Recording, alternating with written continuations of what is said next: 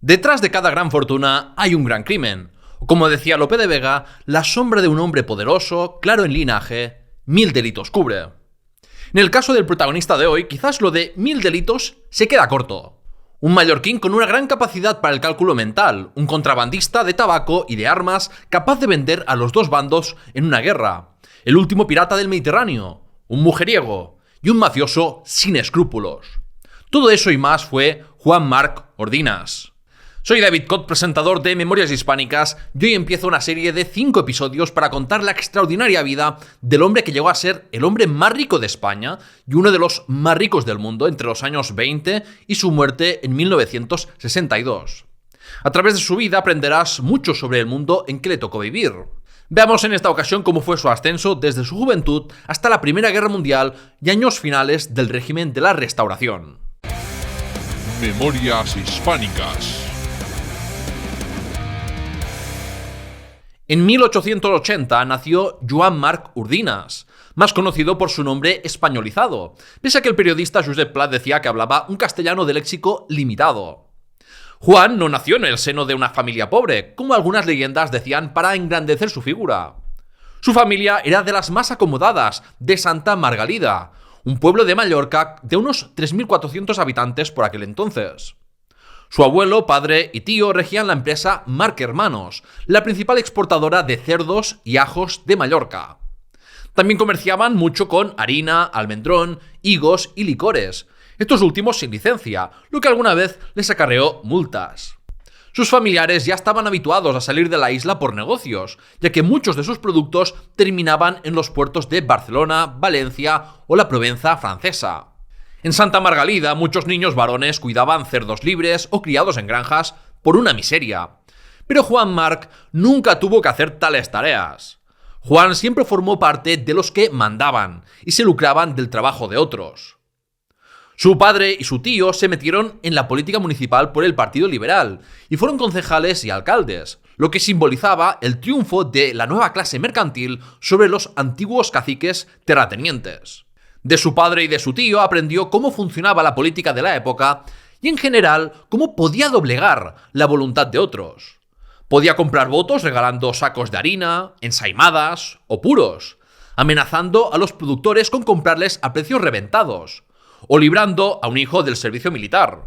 Desde joven, Joan Marc mostró una gran inteligencia, sobre todo por las matemáticas, con las que podía hacer cálculos mentales de cambios de divisas y otras operaciones como si nada. Pero también ya de joven demostró su desatado ímpetu sexual. Una vez intentó abusar de una muchacha, pero ésta salió corriendo y avisó a uno de los maestros, motivo por el cual Joan Marc fue expulsado de su escuela. Tras este incidente, su padre lo envió al municipio de Alcúdia de aprendiz de un socio con el que Joan Marc establecería negocios futuros, Antoni Mariaqués. Al regresar a casa, su padre le confió la contabilidad de Marc Hermanos, dada su habilidad con los números. Pero el trepa de Juan robó 1.500 pesetas, en una época en que el jornal de un agricultor estaba en 2 pesetas. Y vamos, su padre le pegó una paliza para que aprendiese que a la familia no se le roba. Con su padre mantuvo una relación fría y casi inexistente cuando fue mayor, mientras que su madre murió cuando tenía 7 años. El joven Juan aprendió el negocio familiar recorriendo pueblos de Mallorca para encontrar los mejores cerdos al precio más bajo, y esto también le permitió aprender en profundidad sobre la sociedad de la isla. De estas experiencias, trabajando en el negocio familiar, se le inculcó la regla de oro básica en los negocios: comprar barato y vender caro. Pero Juan no quería simplemente heredar una empresa familiar. Soñaba con hacerse rico a lo grande. Y por eso en 1902 convenció a su padre y a su tío para meterse en el lucrativo negocio del contrabando. El contrabando era una actividad con mucha historia en Mallorca, y la geografía de Santa Margalida aún hacía más adecuada esta actividad. Era un negocio bien organizado, con unos que ponían el capital, capitanes y capataces que hacían cumplir las órdenes, marineros, los encargados de descargar las mercancías prohibidas, o los vigilantes que a veces podían también ser pastores o cazadores. Carabineros de origen humilde y que generalmente no eran nativos de Mallorca se encargaban de prevenir y perseguir el contrabando. Y eran muy poco queridos. El contrabando no era una actividad socialmente condenada y era una fuente de ingresos extras que para algunos era la diferencia entre sobrevivir y no hacerlo. Eso aseguraba que primase la complicidad entre la población para no colaborar con la justicia. A veces se producían asesinatos entre contrabandistas por vendetas, simuladas frecuentemente como accidentes. Pero nadie decía nada porque imperaba la ley del silencio, muy al estilo de la mafia italiana. El producto con el que más se traficaba era el tabaco. El consumo de tabaco aumentó exponencialmente entre finales del siglo XIX y principios del XX. La compañía arrendataria de tabacos, de capital público y privado, tenía la concesión de monopolio de venta de tabaco en España y la capacidad de perseguir barcos de contrabandistas. Pero su gestión era bastante ineficaz. Antes de los años 20, se aprovecharon de su posición monopolista para abastecerse de tabaco de mala calidad y no mecanizar la producción de cigarrillos. Por eso no estaban mal vistos los contrabandistas, ya que traían tabaco más barato y de mayor calidad que el que se vendía oficialmente. Juan se había informado de cómo funcionaba el contrabando preguntando a hombres mayores y a contrabandistas en activo. Estudió todo el negocio, desde la financiación hasta los códigos de honor entre contrabandistas o cómo sobornar a los carabineros, y puso en práctica esos conocimientos para ganar dinero. Juan empezó el contrabando contratando a un pescador que ya se dedicaba a ello yendo a Argel. En la Argelia francesa, entre finales del siglo XIX y principios del XX, vivían más españoles que franceses, casi 200.000, sobre todo de Valencia y Baleares, así que estos movimientos comerciales eran naturales. Pero Juan no se conformaba con las redes informales que traficaban con pequeñas cantidades de tabaco de Argelia. Él quería hacer contrabando a lo grande. Pero para lograr eso, necesitaba valerse de la corrupción, la mejor arma de Marx, según dijo Indalecio Prieto. Necesitaba sobornar a políticos y a las autoridades dedicadas a perseguir el contrabando. Ya en sus primeras anotaciones de contabilidad de contrabando hay apuntadas cantidades dedicadas a pagar a sargentos y carabineros. Además, los contrabandistas hacían propaganda entre la población defendiendo que solo luchaban contra el injusto monopolio de la compañía arrendataria de tabacos. Pronto Juan abandonó el comercio de cerdos con su familia y se convirtió en un notorio contrabandista del que ya tenía noticia la arrendataria solo 2 años después de adentrarse en el negocio. El modus operandi de los contrabandistas era embarcar tabaco legalmente desde Orán y Argel, con barcos de bandera francesa, inglesa o de otros países, que se dirigían sobre el papel a Malta, Italia u otros países. En la noche, en alta mar, se encontraban con barcos de pescadores y les trasladaban su barco, y luego el barco legal volvía a los puertos coloniales franceses y declaraban en la aduana que habían perdido su carga por mal tiempo. Por supuesto que tenían la complicidad de numerosos funcionarios franceses, como ocurría en España. Si te está gustando esta historia, no olvides de suscribirte si eres nuevo para las próximas entregas sobre Juan Marc, y puedes apoyar mi divulgación en Patreon. Por su ambición de controlar toda la cadena de valor, en 1904 compró una fábrica de tabaco en Orán. La familia Garau, también de Santa Margalida, tenía una fábrica de tabaco en Argel, que era la principal proveedora de tabaco para los contrabandistas de Baleares. Los Garau rechazaron inicialmente asociarse con Juan Marc, y por eso este pagó a los carabineros para que persiguieran e hicieran imposible el negocio de sus contrabandistas. Uno de los que trabajaba para los Garau murió a manos de carabineros. Así se las gastaba Juan Marc. Para terminar con esta guerra, en 1909, el patriarca de los Garau firmó un contrato con Marc para ser socios a partes iguales de la fábrica de tabaco de Argel y su contrabando. A Marc no le fue todo de rositas con la ley en esos años. En 1909, los carabineros detuvieron a numerosos contrabandistas a sueldo de Marc y confiscaron su carga. Y ante esto, Juan Marc, ya el mayor contrabandista de la isla, organizó e instigó un motín en Santa Margalida que logró recuperar la mercancía y que los detenidos fueran liberados. Esto le ganó buena reputación entre los contrabandistas por ser alguien valiente que no dudaba en enfrentarse a las autoridades para defender sus intereses. Por estos hechos, un juez firmó una orden de busca y captura, pero Juan se refugió en Argel. Pronto untó de dinero a testigos importantes, como el mismo teniente al que había amenazado con matar durante el motín, para que se desdijera de anteriores declaraciones. y así consiguió no ser procesado por este caso. El contrabando de tabaco no era el único pilar de la riqueza de Juan Marc. Ante el crecimiento demográfico de Mallorca, hubo una fiebre de los jornaleros por convertirse en propietarios de tierras, por mucho que fueran pequeñas parcelas que no se habían convertido aún en agrícolas. Al mismo tiempo, muchos nobles que no se estaban adaptando al nuevo mundo capitalista sufrían una crisis de liquidez y llevaban un ritmo de vida insostenible. Marc supo aprovecharse de estas dos circunstancias para, desde 1903, comprar a precios reventados propiedades inmobiliarias de esos nobles desesperados, algunos hasta quitarles todas las propiedades.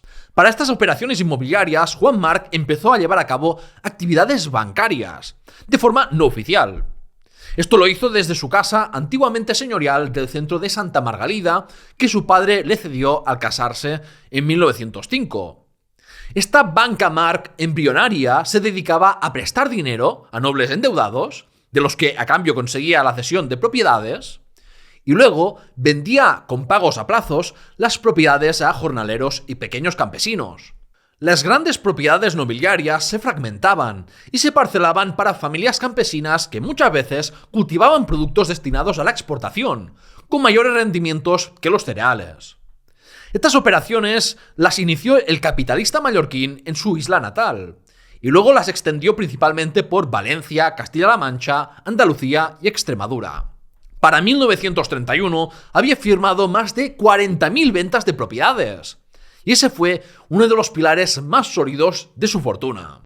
Pero por muy lucrativo que fuera el contrabando de tabaco y la compraventa de propiedades agrarias, Juan Marc no se hubiera podido convertir en uno de los 10 hombres más ricos del mundo si no hubiera sabido sacar tajada a lo grande de la guerra colonial en Marruecos, la Primera y Segunda Guerra Mundial y la Guerra Civil Española. El capitalista mallorquín fue un verdadero mercader de la muerte. Empecemos por sus negocios en Marruecos. En 1911, Juan Marc quiso dar un paso más allá y extender sus actividades de contrabando con el amparo de la legalidad.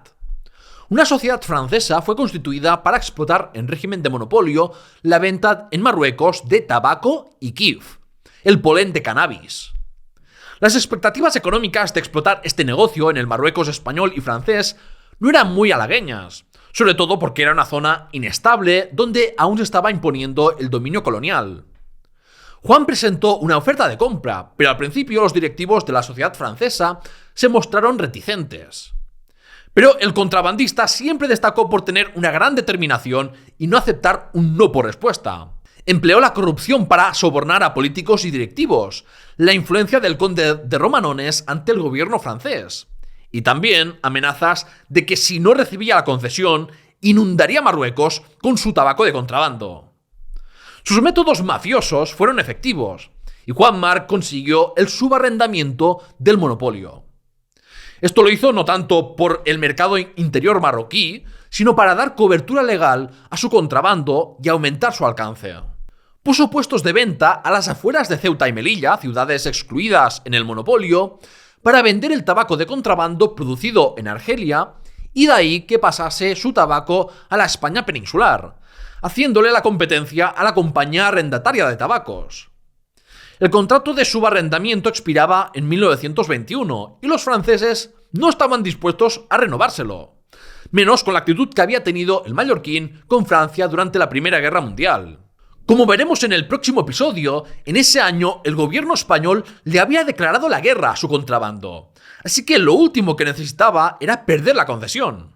Desesperado, Juan Marc recurrió al confesor del rey Alfonso XIII, que tenía muy buenas relaciones con los políticos y eclesiásticos de París. Le prometió al confesor el 2% del negocio, pero nunca cobró tal comisión. Cuando por necesidad y ya mayor el confesor le envió una carta a Marc en 1945 pidiendo la ayuda económica por sus favores, Juan ni siquiera se dignó a contestarle, para que veas cómo se las gastaba. Empleando sus influencias y más sobornos a personajes influyentes, consiguió renovar el contrato por 10 años más. La guerra en el Marruecos español se recrudeció entre finales de la década del 1910 y principios del 20, y gracias a la mayor presencia de tropas españolas, aumentaron sustancialmente las ventas de tabaco de contrabando del mallorquín. También se lucró con el transporte de tropas y víveres para el ejército español con su naviera. Pero al mismo tiempo, Joan Marc fue uno de los grandes proveedores de armas de Abdelkrim, el cabecilla más destacado de la resistencia al colonialismo español en el Rif. Si se puede ganar dinero de los dos bandos, ¿para qué conformarse solo con uno?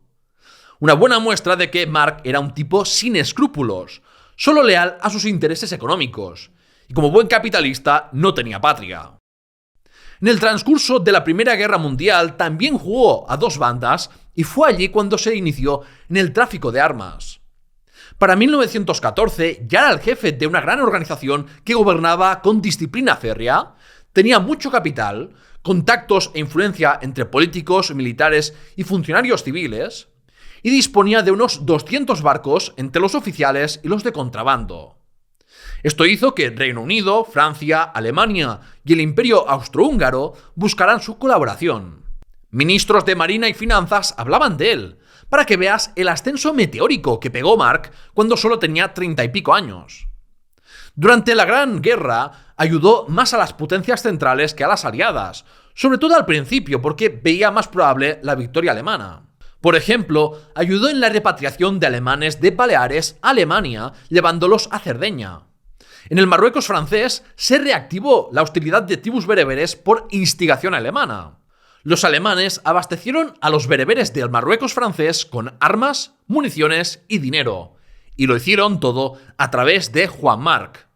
En la isla de Cabrera o en las costas de Gerona repostaban combustible los temidos submarinos alemanes, todo por cortesía de Marc. Los británicos necesitaron un paseo por las costas de Mallorca para asegurarse, erróneamente, de que Marc no estaba ayudando a los alemanes, y los franceses estuvieron a punto de tomar represalias contra él. El contrabandista solo lo evitó comprometiéndose a ofrecer información militar de interés sobre los movimientos de los submarinos alemanes. El jefe de los servicios secretos de Gibraltar se jactaba de que Marc era su pirata. Marc se la jugó mucho y en más de una ocasión estuvo a punto de hacer saltar su negocio por los aires. Pero salió bien parado con una mezcla de suerte y de saber navegar las difíciles aguas en las que él mismo se puso. Para que veas cómo era, Marc llegaba a fletar barcos, contratar una aseguradora británica para cubrir su mercancía por un valor muy superior al real, y luego informaba a los alemanes para que torpedearan sus propios barcos. Muchos de los barcos de contrabando de Marc estaban matriculados en Gibraltar y por tanto tenían la bandera británica, así que los alemanes pensaban que eran enemigos. El capitán del submarino alemán avisaba a los tripulantes para que abandonasen el barco y luego lo destruían. Con esta maquiavélica treta ganaba por las dos bandas, por el seguro y por seguir manteniendo la confianza de los alemanes. En estos años de guerra, Joan Marc consiguió unos beneficios extraordinarios que le permitieron seguir diversificando sus fuentes de ingresos. Se convirtió en uno de los principales accionistas de Crédito Balear, el principal banco de la isla, así como de la compañía de tranvías de Mallorca. Se convirtió en el principal accionista de la compañía isleña marítima, que tenía la concesión del transporte de personas y de correos de Baleares con la península, Argel y Marsella. Con esto consolidaba su imperio marítimo, con él como rey de las navieras baleares. Pero fue más allá.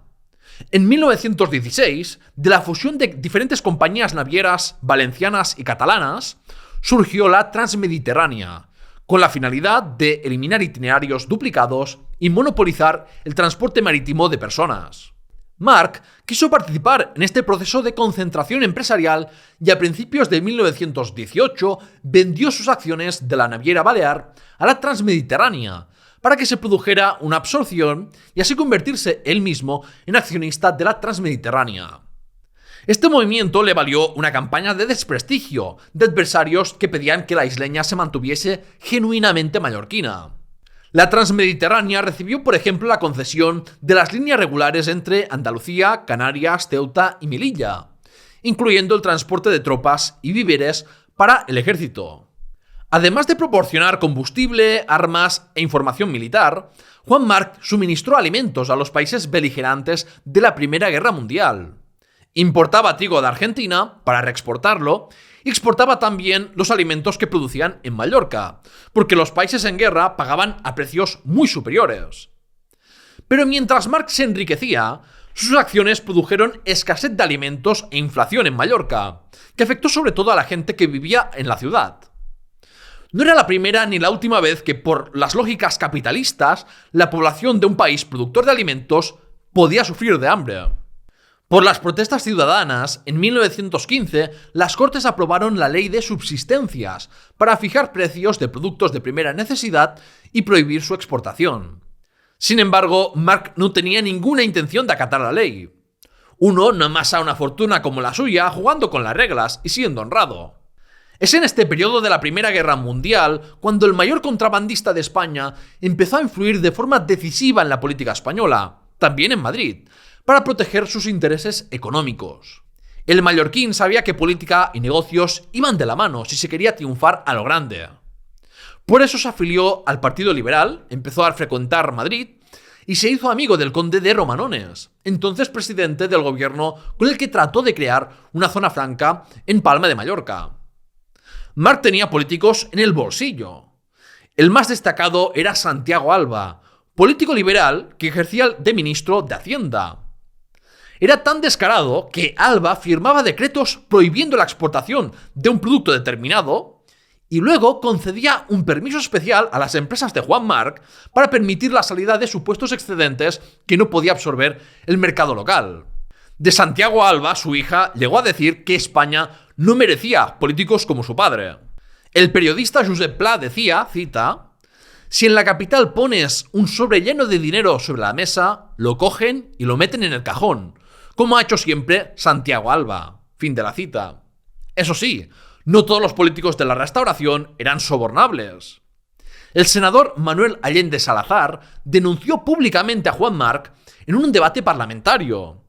Decía que todo lo que enriquece al defraudador lo paga el contribuyente honrado, y que era una infamia que se protegiese al mayor contrabandista de España. En 1918, la crisis de subsistencia se agravó en Mallorca, y Juan Marc sabía que eso podía llevar a un estallido social de consecuencias imprevisibles. Por eso se reunió con unos dirigentes socialistas para discutir cuál sería la mejor forma de invertir una parte de las ganancias conseguidas en mejorar las condiciones de los obreros. Y finalmente se decidió construir una casa del pueblo. Era el típico gesto de cinismo caritativo de los ricos para lavar su imagen. La construcción de la Casa del Pueblo de Palma dijo que tenía que hacerse en terreno municipal, lo que provocó un acalorado debate en el ayuntamiento porque su alcalde no había sido informado de esto. Como los conservadores y los seguidores de Antonio Maura tenían mayoría y eran enemigos del contrabandista, no se aprobó la construcción, y esto generó un tumulto. Con esta maniobra, Juan Marc se presentaba como un capitalista desligado de los rancios de la derecha, alguien capaz de dialogar con organizaciones obreras. Como alternativa, Juan ofreció pagar cada mes el alquiler de un local obrero. De esta manera pudo mantener una disidencia controlada y silenciar las protestas contra la exportación de alimentos que estaba perjudicando a los trabajadores mallorquines. Esta relación de dependencia la denunciaron republicanos y anarquistas, y un periódico decía con ironía que los obreros se habían convertido en monárquicos del rey del tabaco. Juan Marc era consciente de la importancia de la prensa escrita y de los movimientos obreros. Publicó una carta en un diario balear en que trataba de desmentir las acusaciones de que era el acaparador y responsable de la escasez de alimentos. Con un cinismo psicopático se presentaba como la víctima. Parecía que se anticipaba algo que creía inevitable, porque a los pocos días se produjo un motín popular espontáneo por parte de mujeres y niños por la carestía de alimentos y de carbón para el invierno. Pero el Partido Socialista y algunas otras organizaciones obreras insistieron en que Marc era el único capitalista que había mostrado preocupación por la clase trabajadora. El pirata de Mallorca ya se había cobrado el favor de sus buenos gestos. En febrero de 1919 hubo un nuevo motín, pero esta vez la gente hambrienta se dirigió al puerto, donde sabía que habían alimentos, y lanzaron toda su ira contra Juan Marc y su socio Antoni Mariaqués. Soldados tuvieron que proteger la residencia del gran contrabandista. Durante un día entero, las masas dominaron Palma de Mallorca y alrededores, antes de que la Guardia Civil y el ejército lograsen reprimir la revuelta y restablecer la autoridad. Los anarquistas criticaron duramente la actuación del líder de los socialistas mallorquines, que intentó calmar los ánimos en defensa de la burguesía. Al ver en peligro su hacienda, posición social e incluso vida, las clases dirigentes quedaron atemorizadas. Se celebró un pleno extraordinario en el Ayuntamiento de Palma, donde conservadores y mauristas culpaban de la situación a los acaparadores y contrabandistas, con Juan Marc a la cabeza. Sin embargo, el dirigente socialista local siguió defendiendo a Juan e intentó culpar a Antoni Mariaqués, como si no supiera que eran socios. La jugada le salió mal. En privado, otro socialista reconocía que Juan era un acaparador, pero que no podían ir contra el que les había donado dinero para la Casa del Pueblo provisional. A este otro socialista, Juan supo recompensarle con un puesto de administrador en una fábrica. Se evidenciaba la corrupción y la tendencia reformista del socialismo marxista, como en tantas otras ocasiones. La construcción de la Casa del Pueblo prometida en Palma no se hizo hasta 6 años después, en 1924. Cuando la inauguró, Juan pronunció un discurso en el que se presentaba como alguien que había sido trabajador y venía de la nada, convertido en un moderno capitalista comprometido con la sociedad. Todo mentiras. Decía esto sin caérsele la cara de vergüenza, cuando había sido el responsable de la crisis de subsistencia que padecieron los pobres unos años atrás. Y los obreros socialistas ahí aplaudiendo. El dirigente socialista nacional Indalecio Prieto rechazó la invitación de Marc, porque veía mal que un burgués hubiera pagado por la Casa del Pueblo.